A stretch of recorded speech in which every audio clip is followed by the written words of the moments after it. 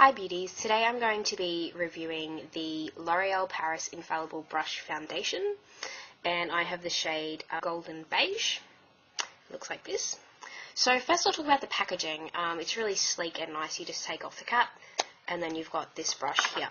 Now the brush itself, I was very surprised at how soft this brush was. Like, it feels really nice, you know, like a good kabuki or something should feel. So it's not scratchy at all.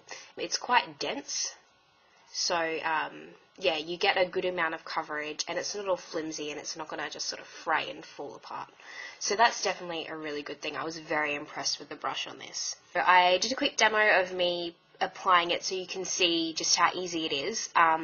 So let's go. First you twist the packaging until you see product appear. So the moment that you see it come out, it doesn't look like a lot, but the moment you put it on the back of your hand, there's actually quite a bit of product there, and usually it's enough to cover your whole face. So you put the product on the back of your hand, and then it gives you the ability to kind of spread it a bit easier and apply it to the face easier. So take the brush and sort of brush it on. So the colour looks quite dark on me, but that's okay. Makes it easier for you to see. So I like to sort of brush it on. You can get right under the eyes, you know, blend back to the hairline. And it's showing up darker on the camera than it actually is, but anyway. And then I like to kind of go in with a bit of a circular motion to sort of get rid of any streaks from the brush, but I don't really experience very many. So I will continue to put this on.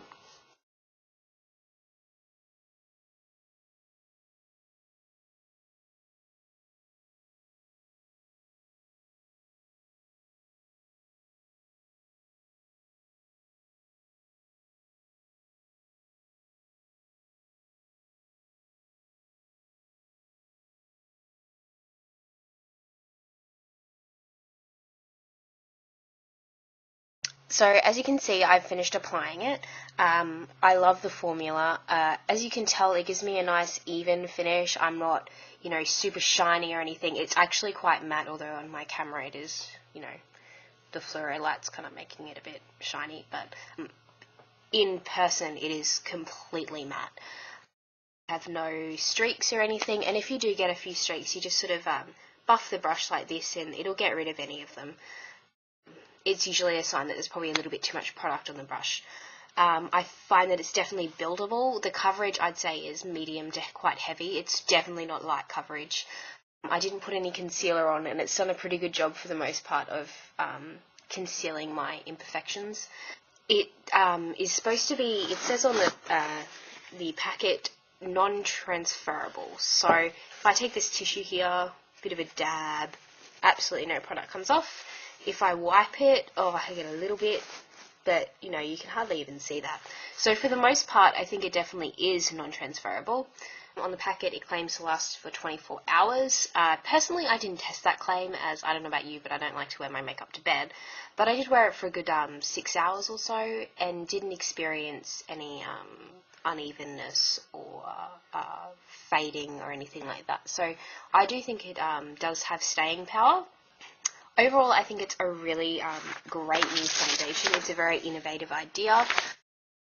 The only issue that I do have with it is the hygiene part of it. So because you can't actually remove this brush and it says not to wet it, it says to clean it, to just wipe it with a tissue. So if I wipe that with a tissue, sure, it gets rid of any, you know, leftover foundation, but, you know, there could still be bacteria on the brush that I then, you know, transfer back onto my skin and I could break out or something like that.